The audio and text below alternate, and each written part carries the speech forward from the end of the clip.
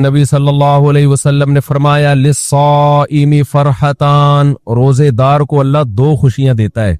एक खुशी तो आखिरत में मिलेगी जन्नत की सूरत में, एक खुशी इफ्तार के वक्त। सारा दिन आप अपने खाने पीने पे कंट्रोल करते हैं।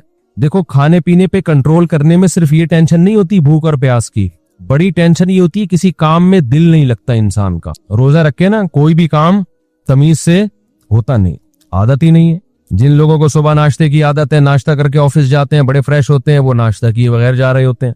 जिन लोगों को आदत है शाम को सुट्टा लगाने की, चाय व पीने की, वो बगैर चाय के, तो जबान खुश्क और वो आहिस्ता आहिस्ता। बॉडी की तो जरूरत नहीं होती इतना खाने पीने की, लेकिन आदत तो लाइफ कहते हैं ना, बोरिंग लाइफ हो जाती है, बोर होना शुरू हो जाते हैं, किसी काम में दिल नहीं लग रहा। लेकिन जब अल्लाह ताला हमें इफ्तारी के दस्तरख्वान पे बिठाते हैं, चंद निवाले पेट में उतरते हैं, कैसी तबीयत फ्रेश हो जाती है। ये आम दिनों में तबीयत में ये लज्जत इंसान महसूस नहीं करता। तो अल्लाह ने क्या फरमाया, नबी ने क्या फरमाया कि एक रोजेदार को जो खुशी मिलेगी वो आखिरत में मिलेगी, और एक खुशी दस्तरखान पे जब वो इफ्तार करता है वो भी बड़ी मजे की खुशी होती है। और मैं आपसे एक गुजारिश करता हूं, इसका मजहब से बराह रास्त ताल्लुक नहीं है, मेडिकल साइंस से है, लेकिन मजहब भी सेहत को की तरगीब देता है ना, सेहत बनाने की।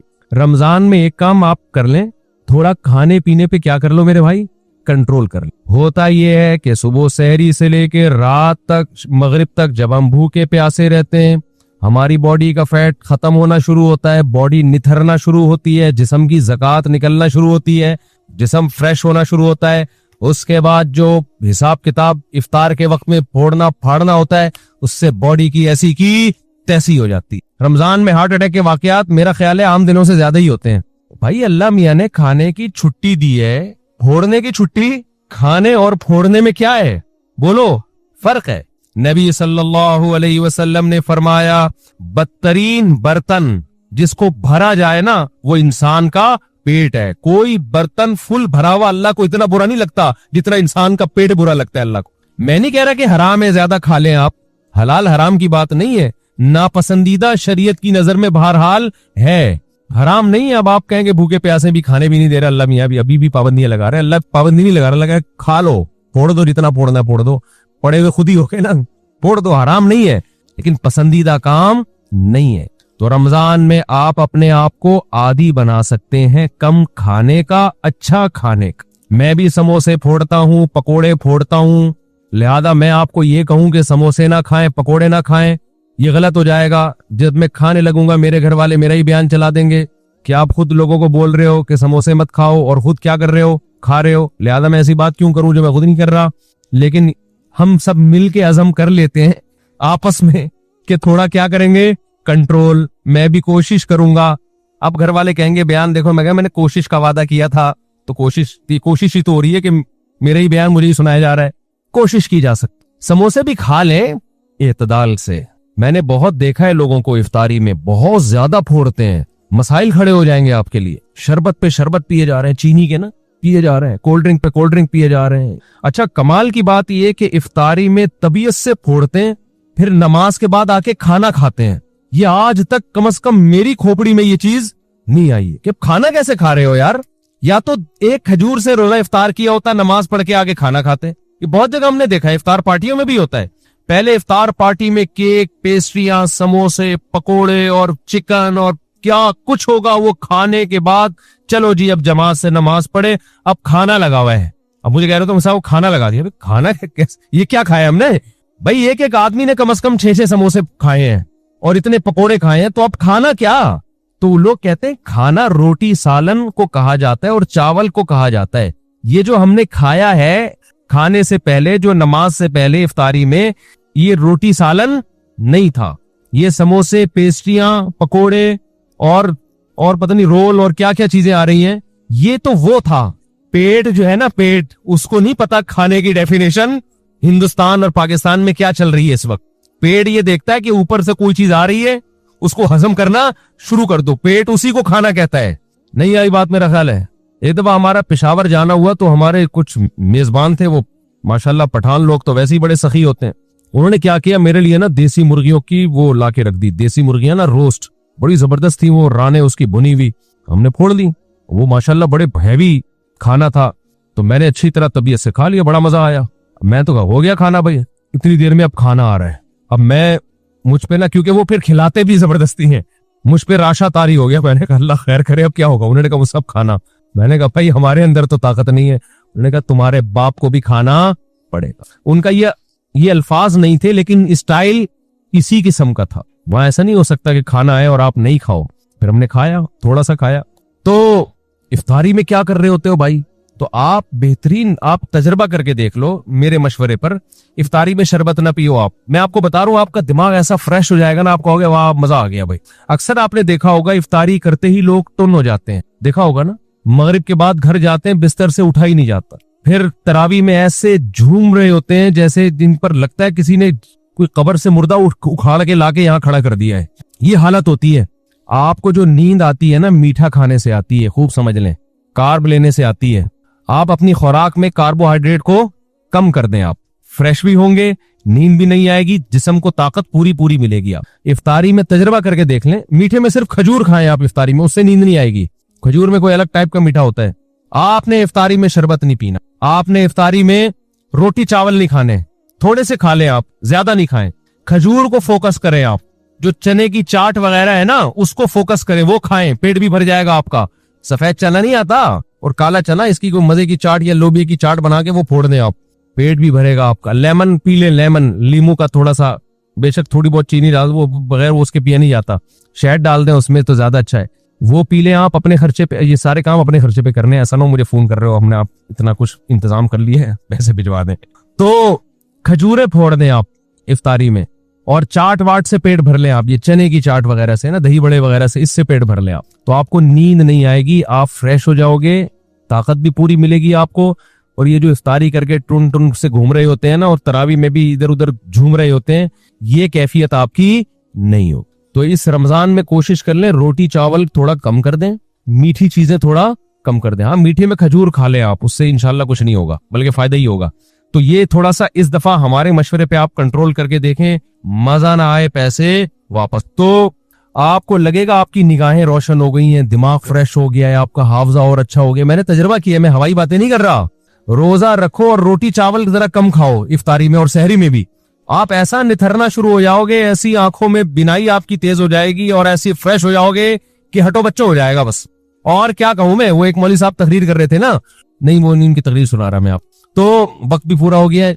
तो ये थोड़ा सा रमजान में क्या करना है, थोड़ा सा मीठे पे थोड़ा सा क्या कर लो भाई, कंट्रोल लो मीठे पे। रोटी चावल भी मीठी ही चीजों में शुमार होता है उसका, क्योंकि उसमें कार्ब बहुत ज्यादा है, थोड़ा सा कंट्रोल कर लें। देखो आपकी सेहत, क्योंकि रमजान का तोहफा अल्लाह ने गैर मुस्लिम को नहीं दिया, किसको दिया है, मुसलमान को। तो मुसलमान इसको सेहत बनाने में बेहतरीन इस्तेमाल कर सकता है, तो रूहानी फायदे भी होंगे और जिस्मानी भी। लेकिन मुसलमान सुबह से लेके शाम तक रोजा रख के इफ्तारी में तबीयत से फोड़ फाड़ के जिस्मानी कुव्वत का बजाय उसको बनाने के उसका बेड़ा गर्क कर दे, और बेड़ा ही गर्क हो जाता है। तो अल्लाह ताला हम सबको हिदायत दे और तमीज से खाने पीने की तौफीक अता फरमाए।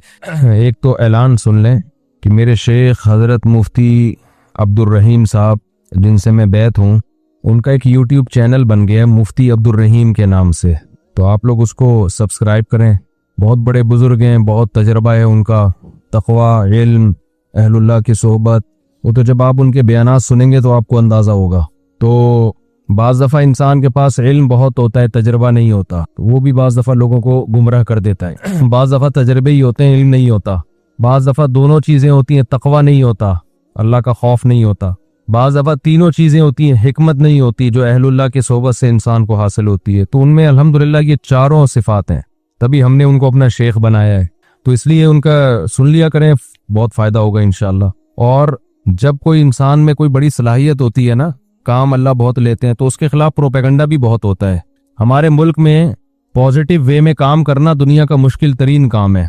कोई शख्स मिंबर पे बैठ के उल्टी उल्टी फेंकना शुरू करे ना, तो लोग उसको पसंद करते हैं, जबरदस्त खानदानी मुखालफतें करता रहे, वो ऐसा वो ऐसा वो ऐसा, फौज ऐसी, इमरान खान ऐसा, मुस्लिम लीग ऐसी। हर एक में बुराइयां भी होती हैं, अच्छाइयां भी होती है, लेकिन जो नेगेटिव बातें करेगा ना, सियासतदानों के कीड़े निकालना शुरू करेगा, उनको गालियां देना शुरू करेगा, हुक्मरानों को बुरा भला कहना शुरू करेगा, अच्छी चीज में भी बुरा भला कह रहा होगा, हर चीज में नेगेटिव बात जो करता है उसका मंजन हमारे यहाँ बहुत जल्दी बिकता है। लेकिन जो काम के लोग होते हैं ना, जिनको तब्दीली लानी है, वो ये देखते हैं कि मनफी बात बयान करने का, चाहे वो सही भी हो, फायदा है या नहीं है। इसकी मिसाल ऐसे देखो, एक औरत का मियाँ जो है वो नालायक है, बाहर उसका चक्कर चल रहा है, कहीं बहुत गलत काम कर रहा है ना ये। अब आपको चाहिए कि आप उसको जाके बताओ, यार तुम बाहर की औरतों से गलत कर रहे हो, ये तुम्हारा घर खराब होगा, बुरी बात है, इंसान के बच्चे बन जाओ। तो ये इसकी अलामत होगी आप पॉजिटिव वे में काम कर रहे हो। एक तरीके ये मिंबर पे आके बैठो आप और बोलो वो फला जो है ना वो बंदा गलत है, मैं उसकी बेगम को कह रहा हूँ कि वो बंदा गलत कर रहा है, उसकी बेगम तक मेरा ये पैगाम जाके पहुंचा दो। या उसकी बीवी को जाके बता रहा है तुम्हारा मियाँ ये कुछ कर रहा है। इसका मतलब ये आदमी सोसाइटी में कोई पॉजिटिव तब्दीली नहीं चाहता, बस इसको हक बयानी का शौक है। हक बयानी का क्या है? शौक है बेमौका। अब जाके उसकी बेगम को बताने की क्या जरूरत थी? यार लड़वा रहे हो मियाँ बीवी में, तलाकें दिलवा रहे हो, इससे क्या वो चक्कर छोड़ देगा? आप खुद समझाओ, उसके बाप को बताओ। इस तरह औरत को शौहर के खिलाफ, शौहर को औरत के खिलाफ, बाप को बेटे के खिलाफ, बेटे को बाप के खिलाफ।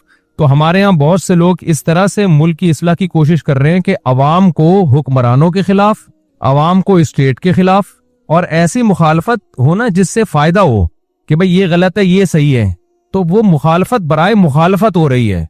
उसके नतीजे में रियासत का बेड़ा गर्क होने वाला है, जो हालात चल रहे हैं। तो पॉजिटिव वे में काम करने वाले लोग मैंने अपनी जिंदगी में बहुत थोड़े देखे हैं। चंद हैं बड़े बड़े उलमाए अल्हम्दुलिल्लाह जो बड़े पॉजिटिव वे में काम कर रहे हैं, लेकिन आप यूट्यूब पे देखो कि उनकी मकबूलियत नहीं है। लोग सुनना ही नहीं चाहते, लोग नेगेटिव बातें सुनने के आदी हो गए हैं। हर अच्छे काम की गलत तौजीह पेश करना और हर गलत काम के, जो आपका लीडर जो अच्छा कर रहा है उसको गलत कहना, यानी जो गलत कर रहा है उसको अच्छा कहना, और दूसरे का लीडर जो अच्छा भी कर रहा है उसको भी गलत कहना। ये पॉलिसी चल रही है हमारे यहाँ। तो हजरत मुफ्ती अब्दुल रहीम साहब जो मेरे शेख और मुर्शिद हैं, वो उन लोगों में से हैं जो अल्हम्दुलिल्लाह पॉजिटिव वे में काम कर रहे हैं, और बहुत बड़े बड़े काम वो कर चुके हैं जिसका पब्लिक को पता ही नहीं है, क्योंकि उनको नाम का भी शौक नहीं है। हम तो उनके करीब रहे हैं, 27 साल हो गए मुझे उनके साथ रहते हुए, हमें उनके इखलास का पता है। लेकिन जब एक बात याद रखो, जब आप पॉजिटिव वे में काम करोगे ना, बहुत से लोग आपकी टांगे खींचेंगे। कोई आपको एस्टेब्लिशमेंट का कहेगा, कोई बूट पॉलिशिया कहेगा, कोई हुक्मरानों का वफादार कहेगा, जबकि ना वो एस्टेब्लिशमेंट से 1 रुपया लेते हैं, ना कभी लिया उन्होंने, ना हुक्मरानों से उनका कोई मफाद है, लिया ही नहीं कभी ना। तो पॉजिटिव वे में काम कर रहे हैं, तो आप जरा उनको सुने तो आपको अंदाजा होगा कि अल्हम्दुलिल्लाह कि तमीज के लोग भी दुनिया में मौजूद हैं, जिनसे आपको बहुत अच्छी गाइडेंस मिलेगी और अपनी जिंदगी में तब्दीली लाने का मौका मिलेगा। आप कहेंगे मुफ्ती साहब फिर आप भी तमीज के बन जाओ ना, जब इतनी तमीज बातें कर रहे हो। हम जैसे हमको वैसे ही रहने दो भाई, हम बदतमीज ही अच्छे हैं। हम क्या है? बदतमीज ही अच्छे हैं। अच्छा भाई मुफ्ती साहब होली मनाना कैसा है? इंतहाई दर्जे की बदतमीजी है। अभी तमीज पे बात चल रही है ना। हिंदू मनाए, आप ना मनाओ भाई। अगर हिंदू होली मनाते हैं तो क्या उन्हें रोकना चाहिए? और मुसलमानों के लिए मजहबी रवादारी की नीयत से होली में शिरकत करना कैसा है? देखो उनको तो मत रोको, उनका मजहबी त्यौहार है, उनको क्यों रोक रहे हो भाई? वो हिंदू है, वो मुसलमान थोड़ी है। बाकी आप ना मनाओ। बाकी मजहबी रवादारी के लिए, मजहबी रवादारी में ये है कि उनको करने दो, बस इतनी रवादारी काफी अफोर्डेबल है। अब शराब कोई शख्स पी रहा है तो पी रहा है ना, वो पी रहा है, आप उसको ना रोको। ये तो नहीं कि उसके साथ जाके पीना शुरू कर दो भाई, वो ठीक है रवादारी है यार, छोड़ो यार, उसका मसला है, हमारा क्या मसला है। तो लेकिन मैं नहीं कह रहा कि होली पीना शराब जैसा है, लेकिन हमारे मजहब में तो हराम है ना दूसरे मजहबी त्योहारों पर अमल करना। तो अब वो कर रहे हैं, उनको करने दो, उनको ना छेड़ो, लेकिन आपके लिए उसमें शिरकत जायज नहीं है। लोग कहते हैं कि भाई हिंदू भी तो हमारे त्योहारों में शरीक होते हैं हमारे साथ। भाई उनके मजहब ने उनको नहीं रोका हमारे त्योहारों में शिरकत से, हमारे मजहब ने हमको रोका है। ये अगर ब्रॉड माइंडेड बनना शुरू हुए ना तो इसकी कोई ब्रेक नहीं है। फिर आगे यूरोप में जाओगे, अमेरिका में जाओगे, वो इससे हिंदुओं से 2 हाथ आगे है, बहुत सारी चीजें उनके यहाँ लीगल हैं। वो कहते हैं यार ये सब सेट है। तो आप कब तक ब्रॉड माइंडेड बनोगे? तो अपना मजहब जो इस्लाम ने दिया है आपको, और इस्लाम ने कहा है वो मैं यब्तगी गैरल इस्लामी दीनन, अल्लाह की नजर में सिर्फ इस्लाम ही है। तो जब आपका ये दावा है तो हम उससे बाहर नहीं निकल सकते। बाकी हम तशद्दुद के कायल नहीं है, रवादारी के कायल हैं। हिंदुओं को खिलाएं पिलाएं, हदिये दें, तोहफे दें। मजहबी त्यौहार में ना क्रिसमस में ईसाइयों के साथ शरीक होने की इजाजत है, और ना होली में हिंदुओं के साथ शरीक होने की इजाजत। बाकी उनके आप अच्छी तरह से मिले उनको। कल गुसल करते भी गुमान होता रहता कहीं से कोई जगह खुश न रह गई हो। मेरा दिल चाहता है इनको पकड़ के ना ऐसे वहमियों को चित्रौल लगाऊं, ये मुझे पागल बना देंगे। ये जो वहमी लोग है ना, इनके फोनों को मैंने वहमी नंबर 35 तक महफूज किया हुआ है। और इनके साथ ज्यादा आपको पता है, नफ्सियाती डॉक्टर उमूमन मरीजों की काउंसलिंग करते करते थोड़े दिनों में खुद नफ्सियाती हो जाते हैं। ये मुझे किसी डॉक्टर ने ही बताया, वो फिर अपना इलाज किसी बड़े डॉक्टर से कर रहा होगा। आप जिस किस्म के तबके में ज्यादा बैठते हो ना, थोड़ी देर में आप क्या हो जाते हो, वही हो जाते हो। अब वहमी आएंगे, मुझे ये जगह खुश रह गई, ये जगह खुश रह गई, गुस्ल नहीं हो रहा। जब ज्यादा सुनता है तो मुझे भी 5 दफा होता है, पता नहीं मेरा गुस्ल हुआ कि नहीं हुआ। हकीकत बता रहा हूं। तो इन लोगों से जान छुड़ाओ यार। इनका इलाज इनका यही है कि इनको कोई वुजू कराए और बोल इंसान का बच्चा बन के जल्दी से वुजू करो, पतली गली से निकल यहां से। यही इलाज होगा, इसके अलावा कोई इलाज नहीं है इन लोगों का। रमजान का रोजा कैसे रखें, ये क्या लिखा है भाई, पता नहीं क्या लिखा है भाई। अल्लाह मियाँ को अल्लाह मियाँ क्यों बोलते हैं भाई? अल्लाह मियाँ उर्फ में अल्लाह मियाँ बोलते हैं, इज्जत का लफ्ज समझा जाता है। मरहूम वालदा अगर ख्वाब में आकर कहे मेरी खबर पर आओ, और फिर ये कहना कि अच्छा कज़ा रोजा कैसे, बस ऐसे ही रखें, सहरी से पहले नियत कर लें। फिर ये कहना कि जबान से कि मुझसे कब्र से बुलावा आया, क्या इसमें शिरक अंदेशा है? नहीं, ऐसा कोई शिरक अंदेशा नहीं। मुफ्ती साहब, क्या अंबिया अपनी खबरों में जिंदा होते हैं? क्या अकीदा रखना दुरुस्त है कि नबी के अलावा जितने अंबिया हैं वो नबी के साथ जितने, हाँ भाई, अंबिया कब्रों में जिंदा होते हैं बरज़खी हयात के साथ। आम मुर्दों से ज्यादा उनको एक खास नौयत की जिंदगी दी जाती है। होती वो बरज़खी ही है, दुनियावी नहीं होती, वो होती बरज़खी हयाती है, लेकिन बहुत पावरफुल होती है। आम मैयतों से ज्यादा पावरफुल होती है वो। मुफ्ती साहब, जन्नत की जिंदगी कैसी होगी, इस पर तफसीली बयान कराएं इंशाअल्लाह। मुफ्ती साहब एथियस, अल्लाह कहते हैं कि कुरान में दलाइल दें और अकल से दलाइल दें। ये तो कई दफा बयान कर चुका हूं मैं, फिर दोबारा कर देंगे। मेरे रिश्तेदार ने मेरी कुछ मदद की और मेरे सारे बहन भाई को बता दिया। कि मैंने कहा आपने क्यों बताया? उन्होंने कहा इस्लाम में कुछ अमल दिखलाना भी चाहिए ताकि लोगों में तरगीब हो। अब मेरे बहन भाई मुझे ताना दे रहे हैं, अबे भाई आपने कुरान में यह है कि दिखा के भी खर्च करो और छुपा के भी खर्च करो। छुपा के इसलिए ताकि इखलास हो, दिखा के इसलिए ताकि लोगों को तरगीब। लेकिन जिसको दे रहे हो वो इज्जतदार आदमी है, तो फिर उसके बारे में मत बताओ। आप अपने रिलेटिव को दे दिया, सारी दुनिया में बता दिया मैंने उसको दिया है, तो ये इसमें तो बेइज्जती है ना अगले की, तो ये गलत चीज है। इससे तौबा इस्तिगफार करना चाहिए। जनाब वाला, क्या हर नेक काम करने से पहले नियत करनी पड़ेगी? कर लेनी चाहिए तो सवाब ज्यादा मिलेगा। जैसे कि हुकूकुल इबाद, हमें तो बचपन से हुकूकुल इबाद वगैरह सिखाया जाता है, तो क्या हर इससे पागल हो जाते हैं आदमी। अब अब्बा को कुछ दे रहे, मैं नियत करता हूँ सवाब हासिल करने की, ये लो अब्बा। बेगम को कुछ ला के खिला रहे, मैं नियत करता हूँ सवाब हासिल करने की। बस दिल में नियत करो, अल्लाह मैं जिस मखलूक को भी खिला रहा हूँ किसके लिए? तेरे लिए, तो बस ये काफी है। हर दफा नियत कर लो तो और अच्छी बात है, लेकिन वहमी ना बन जाओ फिर। मुफ्ती साहब, आप मसले मसाइल के सेशन से पहले 4 रकत पढ़ लेने का कहते हैं, इसके बाद 2 रकतें भी तो सुन्नत मुअक्कदा होती हैं। 4 रकतें सुन्नत मुअक्कदा है, उसके बाद 2 रकतों के बारे में इख्तलाफ है कि वो सुन्नत मुअक्कदा है या नहीं है। तो हमारी तहकीक यही है कि वो सुन्नत मुअक्कदा नहीं है। बाज़ उलमा कहते हैं मुअक्कदा है। इतनी लंबी नमाज हो जाती है जुम्मे की यार, लोगों को आसानी भी तो देनी चाहिए ना इस जमाने में। दोनों कौल है तो आसान कौल को ले लेना चाहिए, समझते हो? पढ़ ले तो अच्छी बात है, ना पढ़े तो भी ठीक है। मेरे लिए दुआए खैर फरमा दीजिए, दिल से दुआ, अल्लाह ताला आपको दुनिया और आखिरत की भलाई दे। अलिया ने सलाम भेजा, दिल से दुआ जी, दिल अलैकुम अलैहिस्सलाम, दिल से दुआ आप दोनों के लिए। यूरोप के कानून के मुताबिक तलाक या खुला की सूरत में आधी जायदाद देनी पड़ती है। शरीयत के मुताबिक अगर माल औरत का हो तो मर्द को क्या हुक्म है? जबकि इसने खुला की शर्त यह लगाई है कि जायदाद मिलेगी तो तलाक दूंगा। ये शर्त सही नहीं है। मर्द ने जब तलाक दे दी तो सिर्फ मेहर देना पड़ता है और इद्दत का नान नफका देना पड़ता है, और औरत ने अगर तलाक ली है तो उसको मेहर वापस करना पड़ता है, जायदादें देनी नहीं पड़ती। समझते हो? तो तलाक की सूरत में तो यूरोप में कानून है कि आधी जायदाद औरत की मर्द को दे दी जाए या मर्द की औरत को, ये गैर शरई कानून है, तो मर्द के लिए वो लेना हलाल नहीं है। अगर कानून ने फैसला कर दिया कि औरत की आधी जायदाद मर्द को दी जाएगी तो मर्द पर लाजिम है कि वो वापस कर दे। कानून ने फैसला कर दिया कि आधी जायदाद औरत को दे दो तो औरत पर लाजिम है कि वो वापस कर दे। समझते हो कि नहीं समझते? उनका कानून है, वो अपने हिसाब से चलेंगे, हम किसके हिसाब से चलेंगे? क्योंकि अल्लाह का कानून पहले मौजूद है हमारे सामने। अच्छा भाई मुफ्ती साहब, आपने सूरह बकरा की तफसीर बयान करते हुए कहा था कि बगैर इल्म इरादे के कुफरी जुमला कहने पर गुनाह नहीं, फिर निकाह की तजदीद भी। बाज दफा लोगों को पता नहीं होता है, ऐसी गलती से मुंह से कुछ निकल जाता है, फौरन लोग फतवा लगा देते हैं। शलवार पैंट को टखनों से नीचे करने नमाज पढ़ने से नमाज पर क्या असर होता है? नमाज कबूल नहीं होती, हदीस में मुमानात है।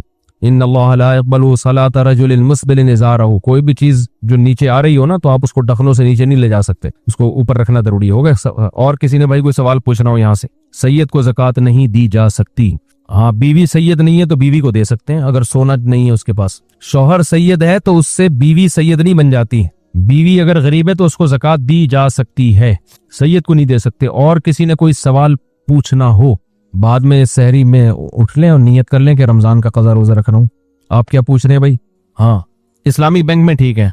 अब मुझे पता नहीं कौन ये काम कर रहा है, बाज लोग सही कर रहे होते हैं बात जी।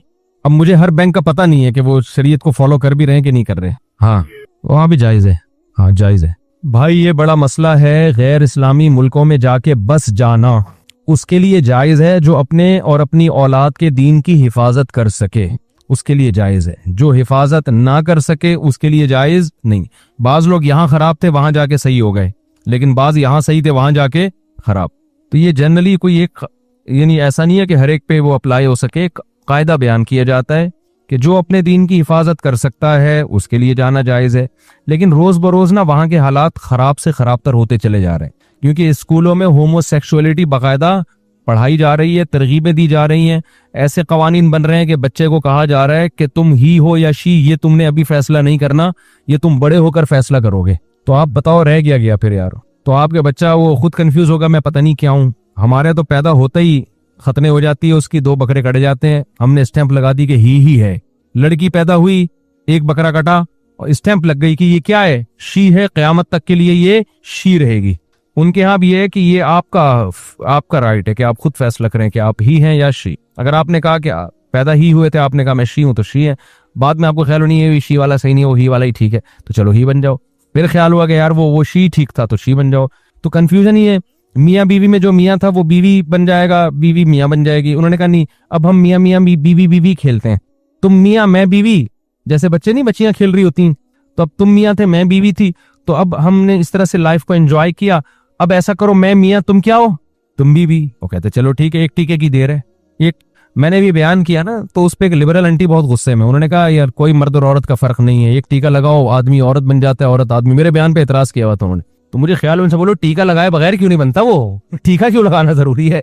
तो अब तो एक टीके के फासले पर है, जो बनना है आप एक टीका लगाएं बन जाए। ऑपरेशन होता है छोटा मोटा सा।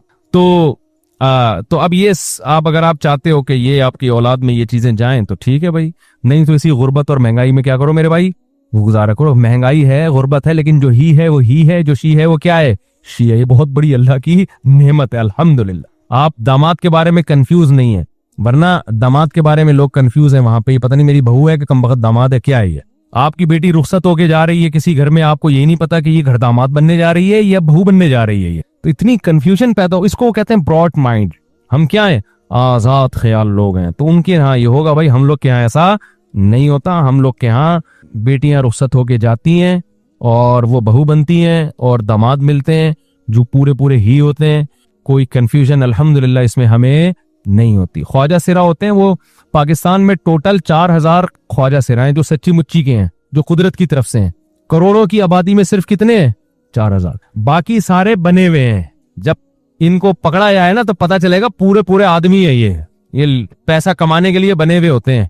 वरना जो कुदरती तौर पे जो ख्वाजा सिरा पैदा होते हैं ना, उनका रेशो 0.1% भी मेरा ख्याल है बहुत कम है उनका रेशो। और वो भी इस्लाम में ख्वाजा सिरा कुछ नहीं होता। अगर मर्दाना अलामतें ज्यादा हैं तो वो आदमी है, औरत वाली अलामतें ज्यादा है तो क्या है, वो औरत है। उसके पूरे औरत वाले हुकूक हैं, विरासत। और ये तो माँ बाप जुल्म करते हैं, कोई ख्वाजा सिरा पैदा होता है तो उसको हवाले कर देते हैं। इस्लाम में हुक्म ये है कि उसमें अगर औरत वाली अलामतें ज्यादा हैं तो बेटियों की तरह पालो उसको, मर्दों वाली अलामतें ज्यादा हैं तो बेटों की तरह पालो उसको।